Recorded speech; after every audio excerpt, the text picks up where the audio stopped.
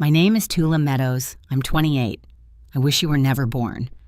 My father said that at my own birthday dinner in front of 43 people. The candles on the cake were still lit. Nobody moved. Nobody said a word. My stepmother nodded like he'd just confirmed the weather forecast. My half-sister pointed her phone at my face and kept recording. That was 4 months ago. Since then, I haven't raised my voice. I haven't cried in front of a single person. But I did something that made my father call me 17 times in one night. And by the 18th call, his voice wasn't angry anymore. It was begging. Before I go on, please take a moment to like and subscribe, but only if you genuinely connect with this story. Drop a comment with your city and what time it is where you are right now. Now let me take you back to 3 days before my birthday, the night I found out what the party was really for. I need you to understand something about the Meadows family before any of this makes sense. My father, Gerald Meadows, is 58. Broad shoulders, deep voice, the kind of man who walks into a room and expects everyone to rearrange themselves around him. For as long as I can remember, he was the center of every holiday table, every family gathering, every decision. No one questioned Gerald, not once. My mother, Emily, died when I was 8. Complications after a surgery. Something that went wrong months after she had me. I didn't understand it then. I barely understand it now. But what I understood early, what I felt in every silence, every skipped bedtime story, every look my father gave me when he thought I wasn't watching was this. He blamed me. He never said it out loud. Not back then. He didn't need to. It lived in the things he didn't do. He didn't come to my school plays. He didn't hang my drawings on the fridge. When I got the flu in 4th grade, it was my grandmother, Eleanor, who drove 40 minutes to pick me up, not him. Eleanor was my father's mother. She was the only person in that house who made me feel like I had a right to exist. She called me my girl. She came to every single recital. She died 2 years ago, and some days I still reach for my phone to call her. After my mother passed, my father remarried. Linda Hole became Linda Holt Meadows. She brought Belle, her daughter, from a previous marriage. Belle was 4 years younger than me, blonde, loud, and instantly, permanently the favorite. I was moved to the smallest room upstairs. My mother's photos came down, Linda's went up, and that was just the beginning. 4 years ago, my father lost his job at a logistics company. Downsizing, they said. He never looked for another one. I was already working as a registered nurse at the community hospital, 12-hour shifts, night rotations, the kind of tired that sits behind your eyes and doesn't leave. When the first mortgage notice came, Gerald left it on the kitchen counter without a word. Linda mentioned it at dinner like she was commenting on the weather. "Someone should probably handle that," she said. She looked at me. So I handled it. The mortgage, the electric, the water, the property tax, the homeowner's insurance, $2,800 a month straight from my paycheck. I set up auto pay so I wouldn't have to think about it. I told myself it was temporary. Gerald would find work, things would balance out. They didn't. Instead, Linda got comfortable. She discovered my credit card had a supplementary card, one she'd somehow talked Gerald into authorizing. I'd see charges I didn't make. A $300 coat for Belle, shoes, a handbag, then a $1,200 designer bag charged 3 weeks before my birthday. When I brought it up, Gerald shut me down in 4 words. "She's your sister, Tula." She wasn't, but I stopped correcting him years ago. What kept me quiet was a promise. Eleanor in her last weeks held my hand and said, "Keep this family together, my girl. They'll fall apart without you." I believed her. I thought if I just kept paying, kept showing up, kept being the responsible one, eventually they'd see me. Eventually, my father would look at me and see something other than the daughter who cost him his wife. I was wrong. But that $1,200 bag, that was the first crack. 3 nights before my birthday, I came home from a double shift at 1 o'clock in the morning. The house was supposed to be dark. It wasn't. A light bled from under the kitchen door, and I could hear voices. Low, deliberate, the kind people use when they don't want to be overheard. I stopped on the stairs, held my breath. Linda's voice came first, clear as glass. "We announce it at her birthday. 40 people. If she says no in front of everyone, she looks selfish. If she says yes, problem solved. My father's voice slower. And if she makes a scene, then you do what you should have done years ago. A pause. Cut her off. I pressed my back against the wall. My scrubs were still damp from work. My hands were shaking, not from cold. They were talking about my savings. $52,000, 6 years of overtime, holiday shifts, skipped vacations, every dollar I had that wasn't already draining into their mortgage and their electricity and Linda's credit card charges. Belle was engaged.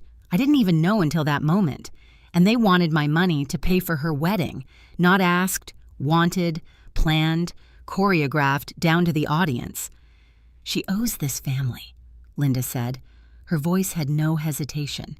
It's time to collect. I backed up the stairs, one step at a time. My heart was slamming so hard I was certain they could hear it. They didn't. I sat on my bed in that tiny room for 2 hours. I didn't cry. I stared at the ceiling and thought about every payment, every silent dinner, every time I swallowed the word no, because I was afraid of what would happen if I said it. Something shifted that night. I didn't know what yet, but it was already moving. The next morning, I sat in my car in the hospital parking lot and made a phone call I'd been putting off for 2 years. Margaret Calloway, 64, estate attorney, my grandmother's closest friend for 3 decades. Eleanor had mentioned her name exactly once in her final days, in a voice so quiet I almost missed it.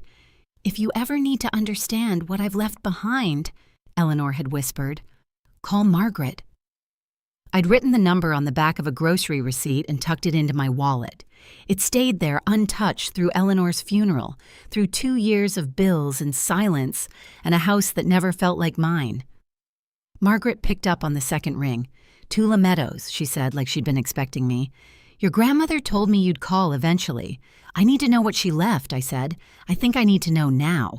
Come to my office. There are things your grandmother wanted you to know when you were ready." She paused. "Are you ready?" "I think so.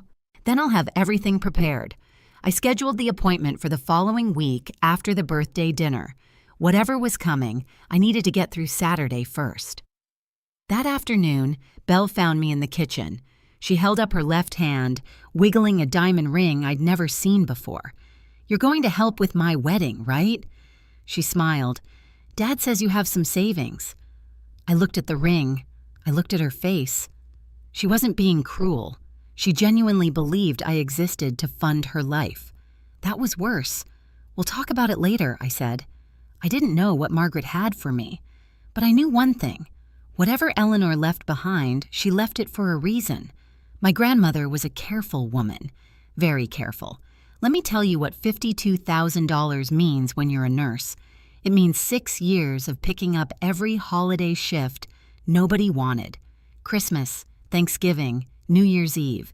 It means eating leftovers from the break room instead of going out. It means driving a car with 200,000 meters on it because the monthly payment on a new one would slow the savings down. That money was supposed to be my way out, a down payment on a small place of my own, a life that didn't revolve around auto-pay transfers to a house where nobody thanked me. If I gave it to Belle's wedding, I'd be starting from zero at 28 with nothing to show for a decade of work. No safety net, no future, just a pretty reception I helped pay for and a seat at the back of the church. But here's the thing that burned the most. It wasn't the money. It was the pattern.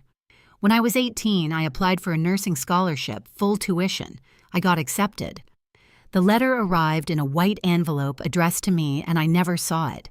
I found out 2 years later by accident when a former teacher mentioned it at a grocery store. "Didn't you take that scholarship, Tula? You were the top candidate."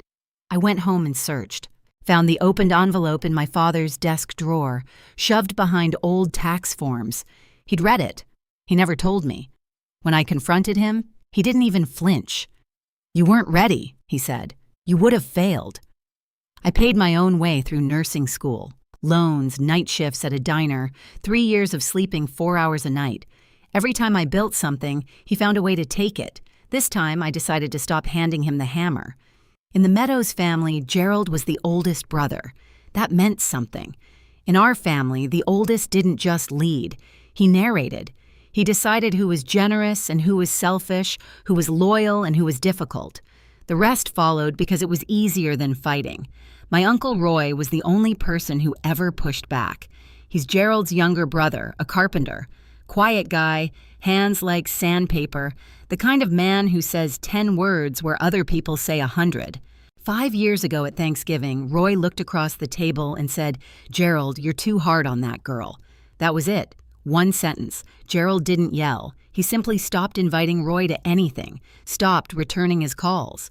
Within 6 months, Roy was erased from every family gathering like he'd never existed. That's what I was facing.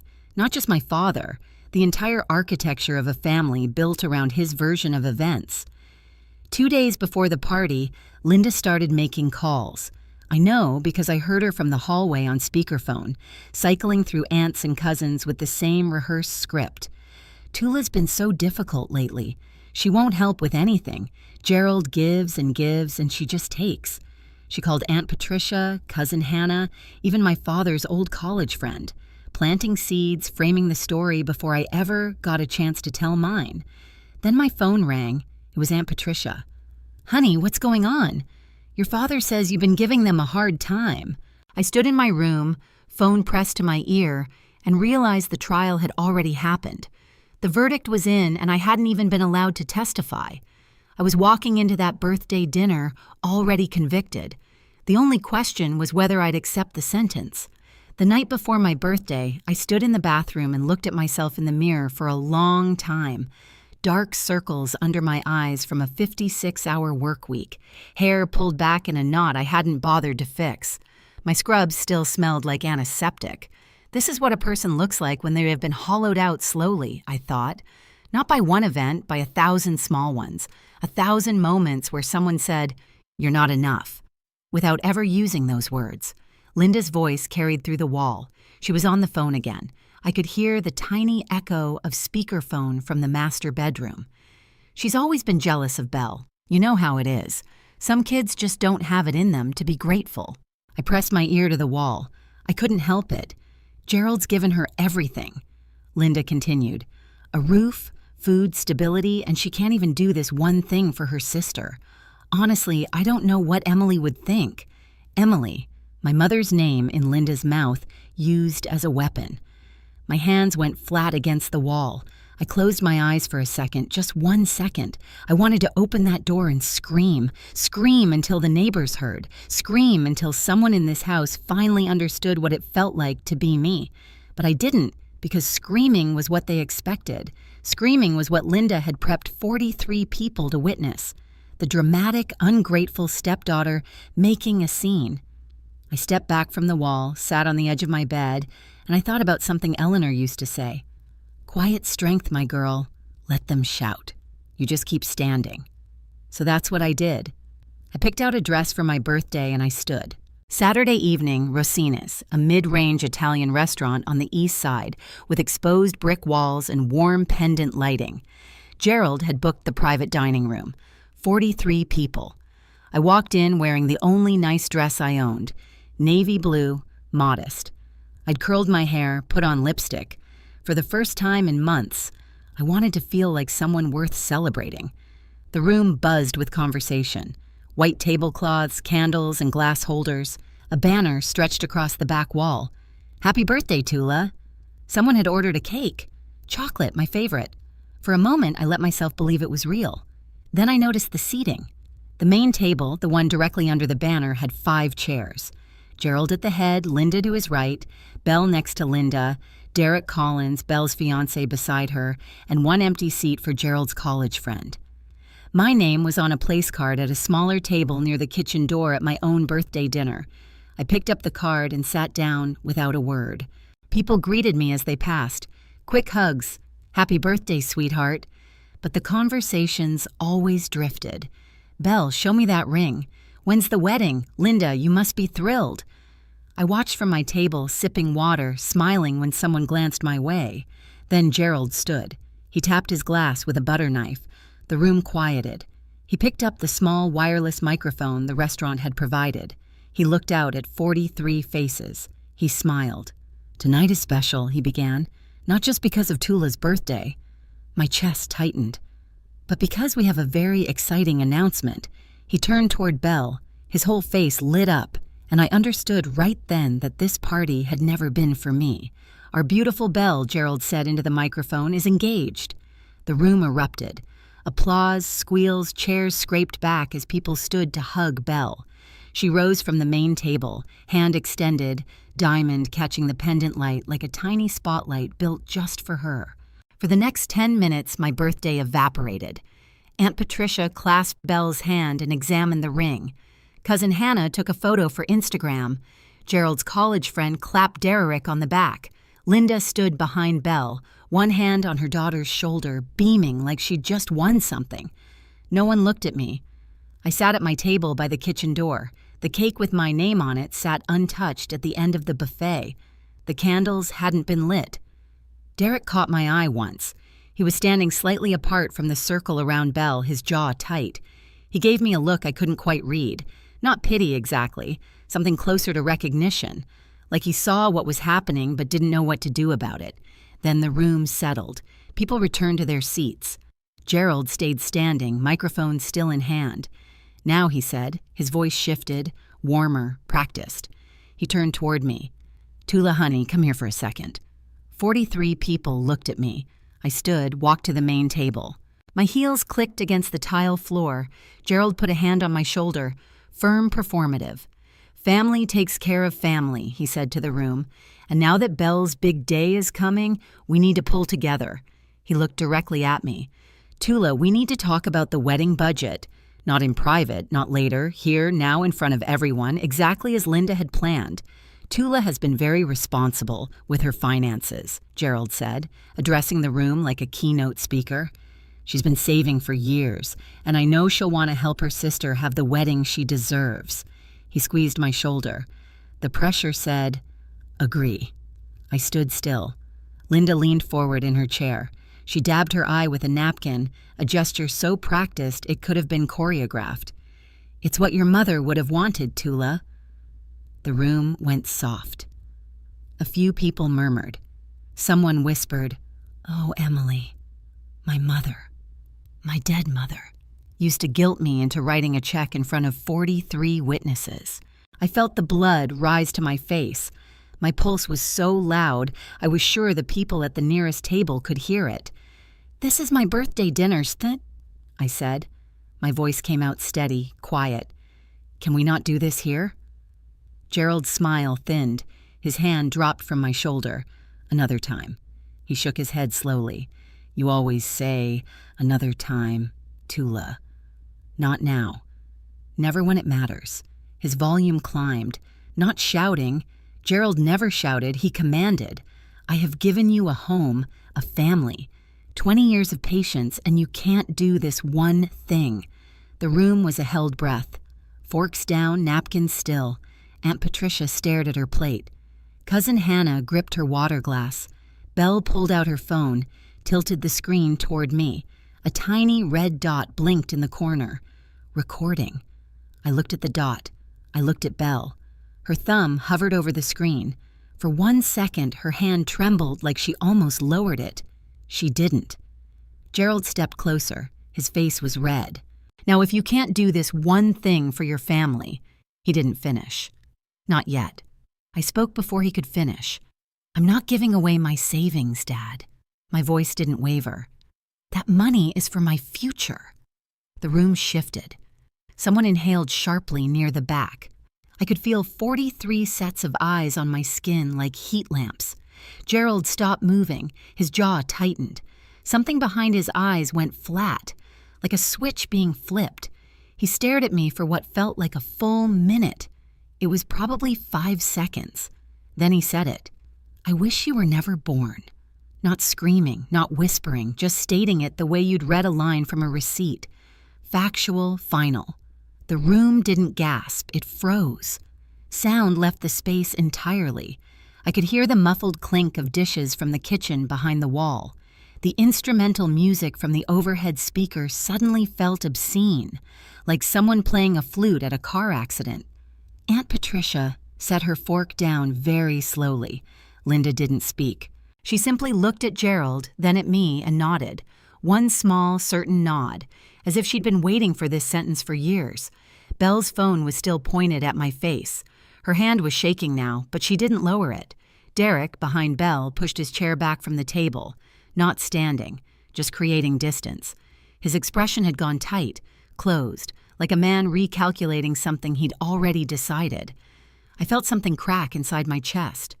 Not break, crack, like ice on a pond in early spring. Quiet, deep, the kind of fracture you can't see from the surface. I looked at my father.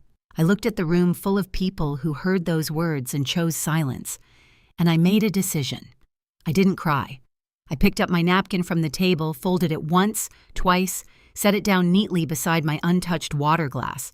I looked around the room one more time. 43 people. Some stared at their plates. Some looked at Gerald. A few looked at me. With what? Pity? Shock? I couldn't tell anymore. It didn't matter. Nobody spoke. I turned to the room and said the only thing I had left. Thank you all for coming to my birthday. Then I picked up my bag from the back of my chair, walked across the dining room, and pushed through the door. The night air hit me like cold water. I made it to my car in the parking lot before my hands started shaking. I sat behind the wheel for 3 minutes, gripping it, breathing through my nose like I was coaching a patient through a panic episode. Then I reached for my phone. One contact, one call. Margaret Calloway picked up on the first ring at 10:15 on a Saturday night. "Margaret," I said, "I want to come in tomorrow. I'm ready." A pause, then her voice calm, unsurprised, like she'd been keeping a seat warm. "I'll have everything prepared, Tula. 9 a.m. I hung up. I didn't know what everything meant yet. I didn't know what Eleanor had left behind, or why Margaret had been waiting for my call for 2 years. All I knew was that my grandmother had never done anything without a reason. She was deliberate about her recipes, her garden, her Sunday phone calls. She would have been deliberate about this, too. I turned the key in the ignition and pulled out of the parking lot. I didn't look at the restaurant in the rearview mirror, not once. 6:30 a.m. The house was silent. I'd packed the night before. One suitcase, one duffel bag, only things that were mine. Clothes, my nursing license in its frame, a photo of Eleanor and me at the county fair when I was 11.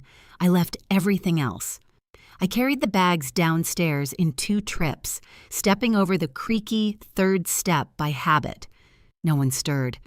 Gerald's snoring rumbled from behind the master bedroom door. Linda's sleep mask was probably still on. At the kitchen table, I sat down and opened my laptop. 15 minutes of precise, quiet work. First, I transferred my savings to a new account at a different bank. Every cent moved. Second, I called the credit card company's automated line and canceled the supplementary card, effective immediately. Third, I confirmed the lease on a studio apartment 6 miles across town. I toured it the previous week on my lunch break without telling anyone. 400 square feet. Clean. Mine. Before I left, I placed a single envelope on the kitchen counter. Inside, 4 years of bank statements, every mortgage payment, every insurance premium, every utility bill, every tax installment highlighted, totaled, dated $134,000. All from my account. All for this house. No letter, no explanation, no "I told you so." Just numbers. I zipped my jacket, picked up my bags, and walked to the front door. The hallway was still dark. The house smelled like Linda's lavender diffuser and old carpet. I'd lived here for 20 years. I'd paid for it for 4. I turned the knob, stepped outside, and pulled the door shut behind me. It clicked, soft, final. I loaded the car and drove east into a sky that was just beginning to turn pink. I did not come back. I want to pause here for a second. If you've ever had to leave a place you called home, not because you wanted to, but because you had no other choice, type "I understand" in the comments. I read every single one, and if you think I should forgive my father or set a permanent boundary, let me know that too, because the story is about to take a turn I didn't see coming. Here's what I learned later. Pieced together from Uncle Roy and Cousin Hannah. Sunday morning. Linda walked into the kitchen around 9. She noticed the envelope on the counter but pushed it aside to make coffee. She climbed the stairs to tell me breakfast was ready, not out of kindness, out of habit. My room was empty. Closet cleared, bed stripped to the mattress. She called Gerald. Her voice was flat, almost amused. She actually left. Gerald came upstairs, looked at the bare room, shrugged. Good, let her sulk. She'll be back by Friday. He went downstairs and turned on the television. Belle woke up next. She reached for her phone and opened the banking app. The supplementary credit card was declined, frozen, canceled. She called me. Voicemail. Called again. Voicemail. She walked into the living room, phone in hand. My card's not working. Did Tula do something? Gerald glanced at her. She's throwing a tantrum. It'll pass. Linda found the envelope on the counter again. She picked it up, weighed it in her hand, then set it back down unopened. Probably some dramatic goodbye letter, she said. I'm not giving her the satisfaction. By Monday afternoon, Gerald had called me 4 times, each time voicemail. He left one message. Tula, this is childish. Call me back. By Wednesday, silence from my end. Not a single text, email, or returned call. Gerald told Aunt Patricia I was going through a phase. He told his college friend I was being emotional about the birthday thing. He told Roy. Actually, he didn't tell Roy anything. They still weren't speaking, and the envelope sat on the kitchen counter untouched. A time bomb. No one bothered to open. Day 5. The electric company sent an automated notice. Past due. Gerald called their customer service line, gave his name, asked for the account details. I'm sorry, sir. The account is registered to Atula Meadows. He blinked. That's my daughter. I live at this address. We can only discuss account details with the registered holder. He hung up, stared at the phone. Day 7. A letter from the bank, not a bill, a formal notice. Mortgage payment overdue. He tore open the envelope standing at the mailbox. The name on the mortgage? Tula E. Meadows. Gerald read it twice. Then he carried it inside and dropped it on the kitchen table in front of Linda. What the hell is this? Linda picked it up. Her eyes scanned the page. Her mouth opened. Closed. That's impossible. This is our house. That's what I said. Gerald went to the filing cabinet in the hallway closet, the one he hadn't opened in years. He pulled folders, tax returns, old pay-ubs, insurance papers. He searched for a deed, a title, anything with his name on it. Nothing. Not a single document tied him to the house. Then Linda remembered the envelope. She walked back to the kitchen counter. The white envelope was still there now with a coffee ring on one corner. She tore it open. Pages, dozens of pages. Bank statements going back 4 years. Each one highlighted. Each one showing auto-pay withdrawals from Tula's checking account. Mortgage, electric, water, insurance, tax. Total $134,000. Linda sat down. She didn't speak for a long time. Gerald stood behind her, reading over her shoulder. His face had gone gray, but they still didn't know the worst part. The house wasn't just in my name because of payments. It had never been in Gerald's name. Not once. Gerald did what Gerald always did when he lost control. He picked up the phone and started narrating. Within 24 hours, half the family had heard his version. Tula walked out.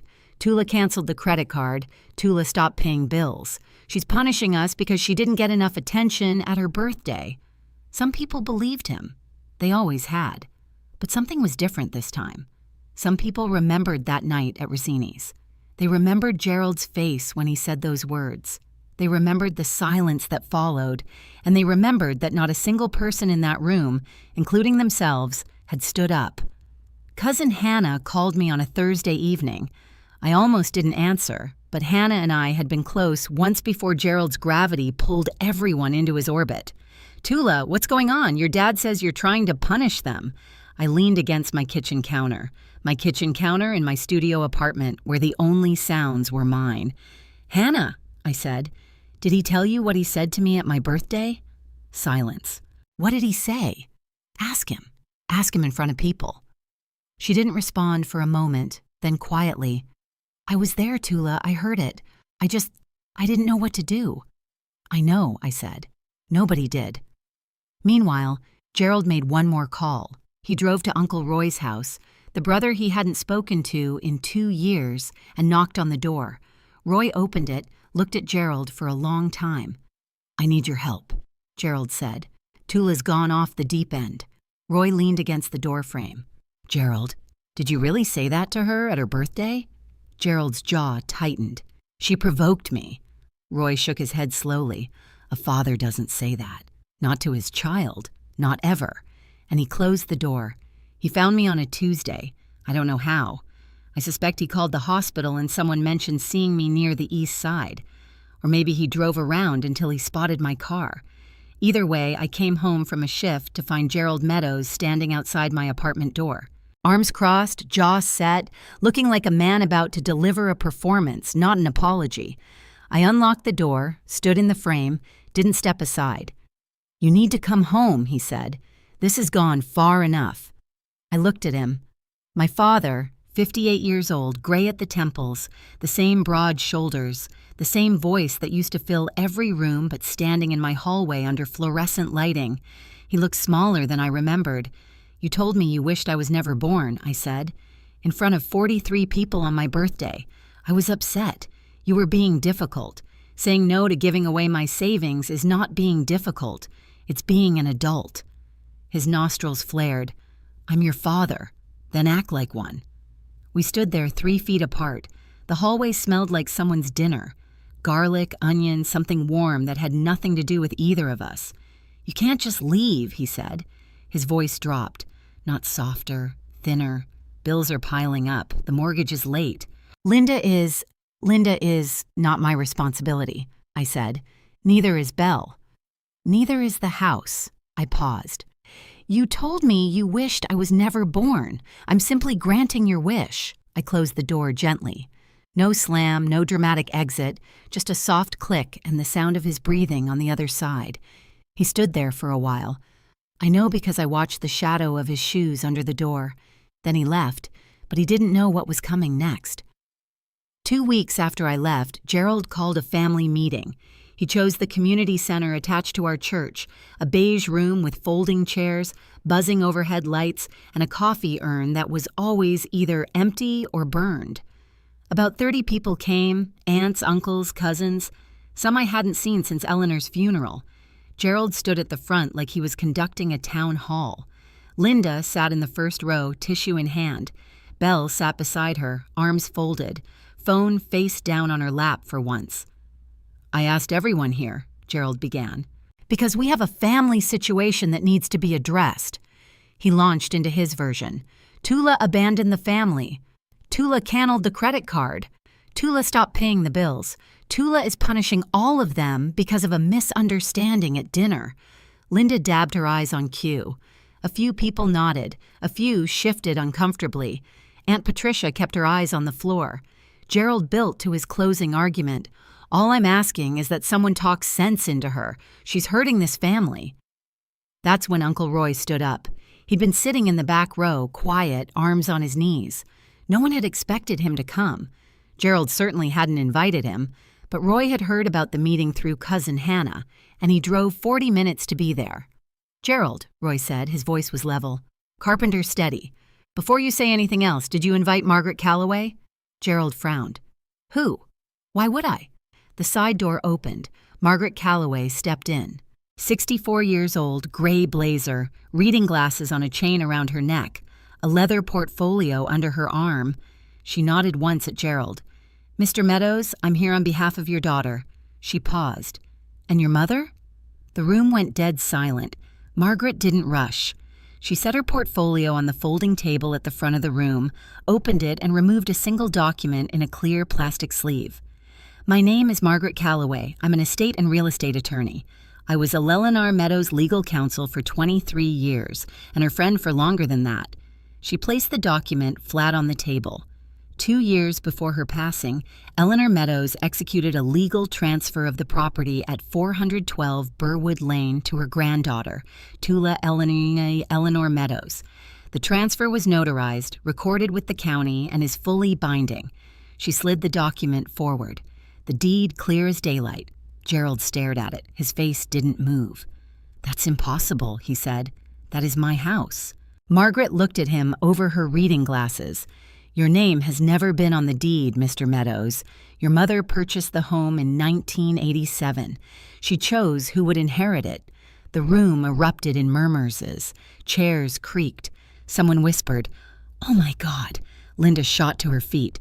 "That can't be right. We've lived there for—" "You've lived there as permitted occupants," Margaret said, "not as owners." Gerald's hands gripped the edge of his chair. "My mother would never do this behind my back." Roy stood again. He'd been quiet until now. "She did, Gerald." His voice was low but firm. "I was there. I witnessed the signing." The room turned to Roy, 30 faces recalculating. Gerald stared at his brother. "You knew. Mom asked me to be there. She said you'd understand eventually." Roy swallowed. "She also said you probably wouldn't." Gerald opened his mouth. Nothing came out. Linda grabbed Belle's arm. Belle shook her off, and Margaret calmly reached into her portfolio for the next set of documents. "In addition," Margaret continued, unclipping a thick stack of highlighted pages, "over the past 4 years, Tula Meadows has personally paid the full mortgage, homeowner's insurance, property tax, and all utilities for the property at 412 Burwood Lane." She spread the statements across the table like a dealer laying out cards. Mortgage $1,400 per month. Insurance $380 quarterly. Property tax $4,200 annually. Utilities averaging $600 per month. She adjusted her glasses. Total personal expenditure approximately $134,000, all documented, all from Tula's individual checking account. The room didn't erupt this time. It sank, the kind of silence where you can hear someone swallow 3 rows back. Aunt Patricia, the woman who had called me to ask why I was giving my father a hard time, pressed her hand over her mouth. Cousin Hannah stared at the table. Her eyes were wet. An uncle near the back leaned forward. "She paid for the whole house." "This whole time?"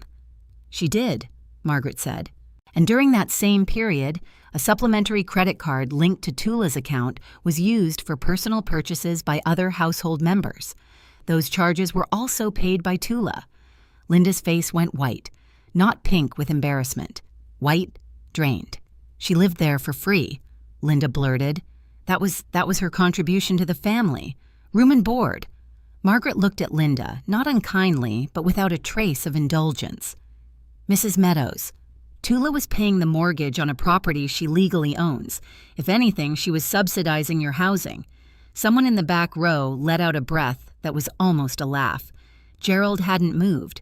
He sat with both hands on his knees, staring at the bank statements from 4 feet away, as if looking at them too closely might make them more real. These were numbers, not opinions. Numbers don't take sides.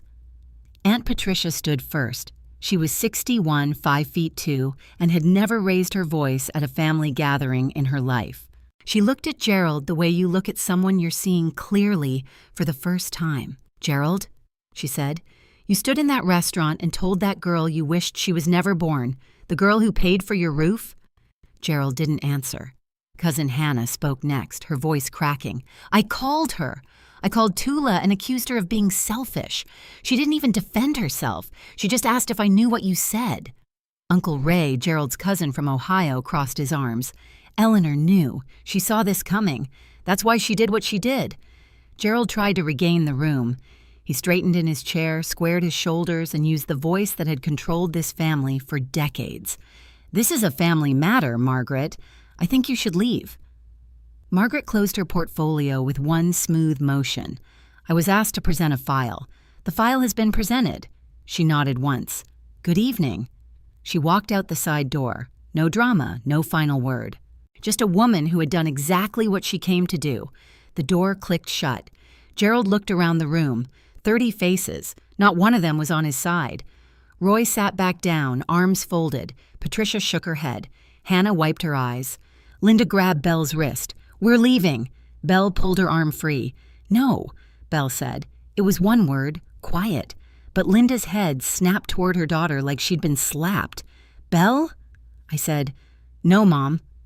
It was the first time I'd ever heard Belle refuse Linda anything. I wasn't in that room, but Roy told me about it later. And when he described that moment, even he sounded surprised.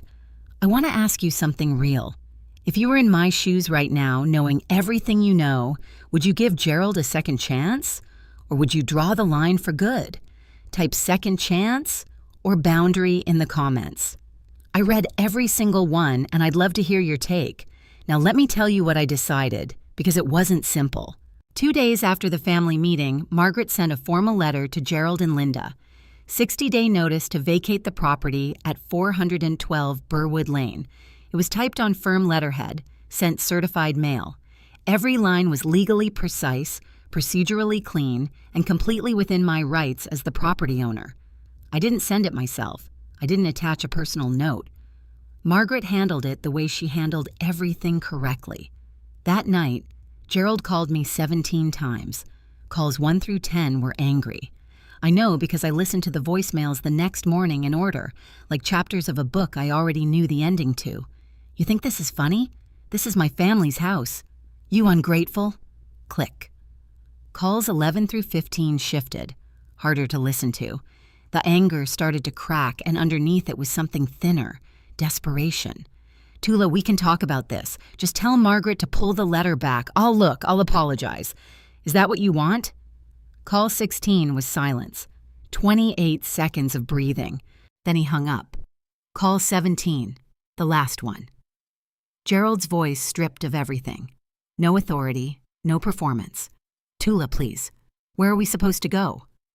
I sat on the edge of my bed in my studio apartment, morning light through the window, a mug of coffee going cold on the nightstand. I played that last voicemail twice. I didn't feel victory.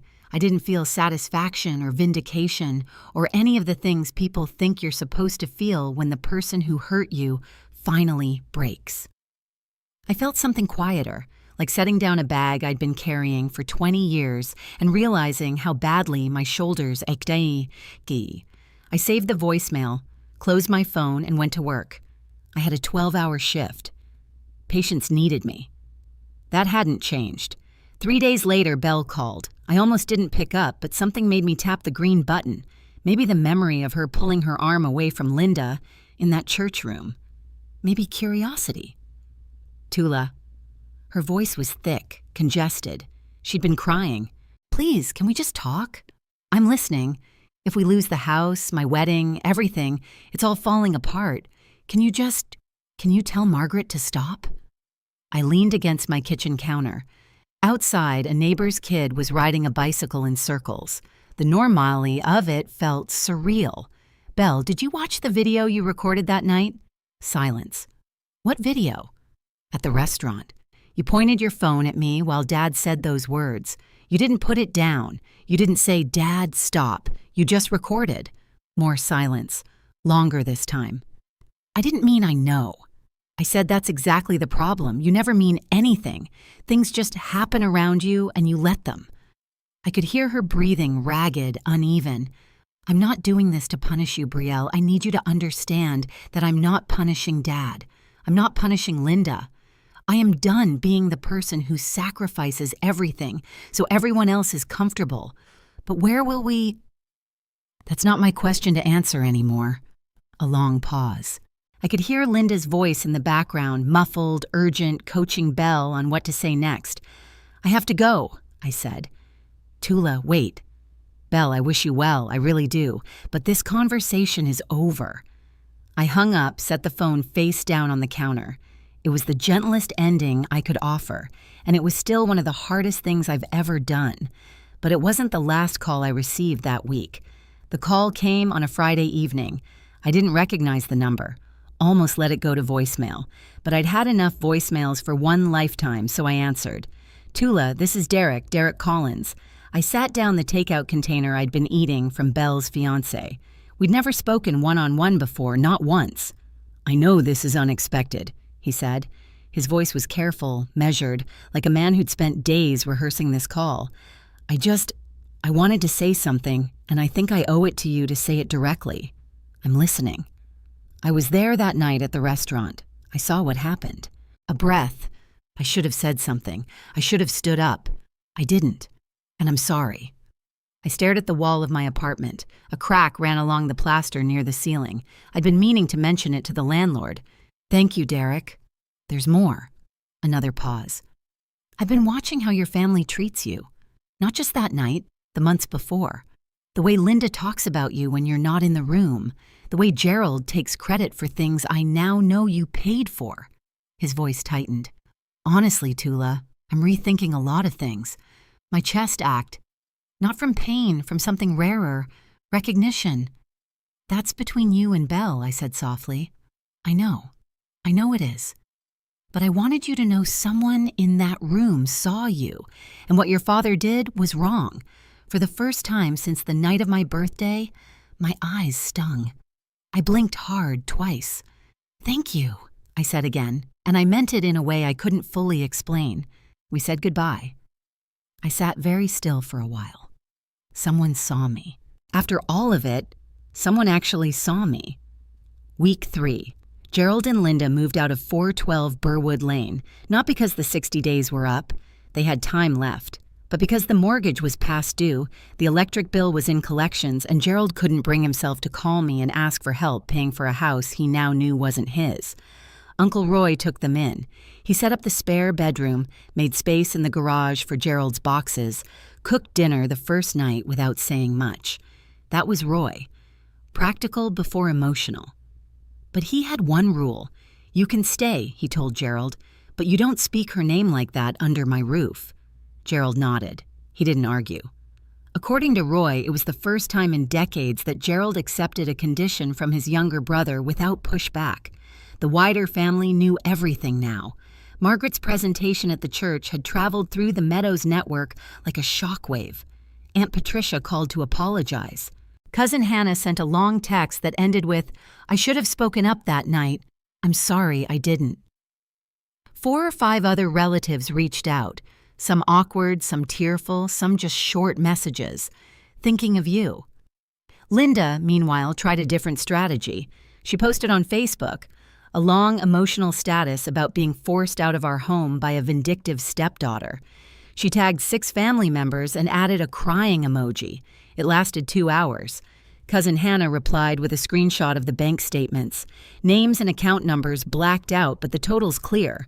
23 people saw it before Linda deleted the entire post. Belle's social media went dark. Her Instagram, which usually posted 3 times a day, showed nothing for the first time in years.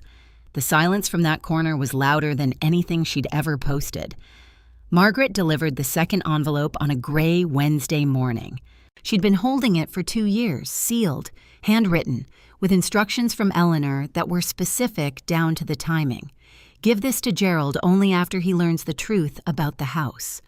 Eleanor had known. She'd known how this story would unfold. Maybe not the details, but the shape of it, the inevitability. Roy told me later what happened. Gerald was alone in Roy's spare bedroom. Margaret had dropped the envelope at the front door with Roy, who carried it upstairs and set it on the dresser. "From Mom," Roy said. "Margaret says she wanted you to have it when you were ready." Gerald stared at the envelope for an hour before he opened it. The letter was 2 pages. Eleanor's handwriting, neat, slanted slightly to the right, the way she wrote recipe cards and birthday notes. I never read the full thing. Gerald never showed it to anyone. But Roy saw him afterward, and the parts Gerald eventually repeated in fragments over weeks were enough. Eleanor wrote that she loved her son. She also wrote that she'd watched him punish a child for a grief that was never that child's fault. "You blame her for Emily's death," she wrote, "but Emily died loving both of you. Don't punish the living for the grief of losing." She explained why she gave the house to me, not as punishment, as protection. Tula is the only one in this house who knows how to love without keeping score.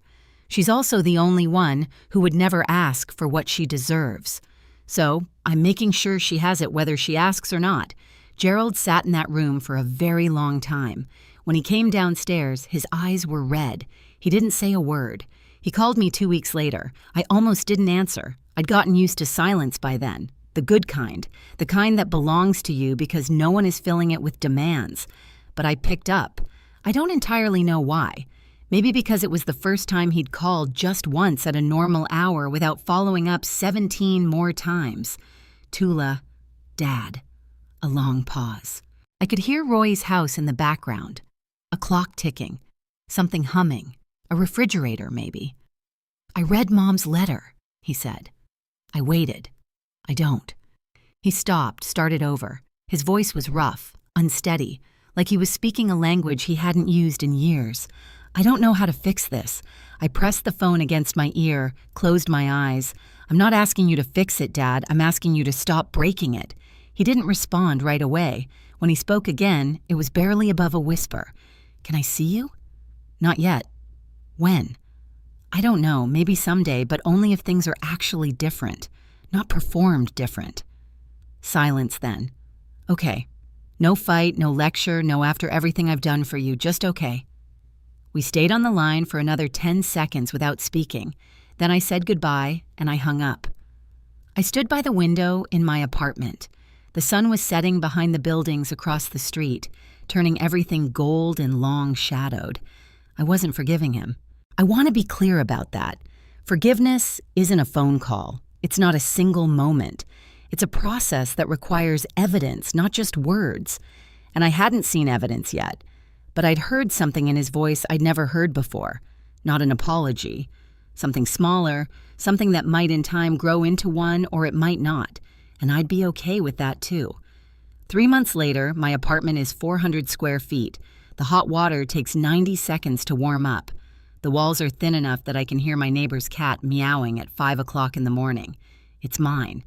I still work at the hospital, still take night shifts, still eat leftovers in the break room on Tuesdays. But when I check my bank account now, the number is mine.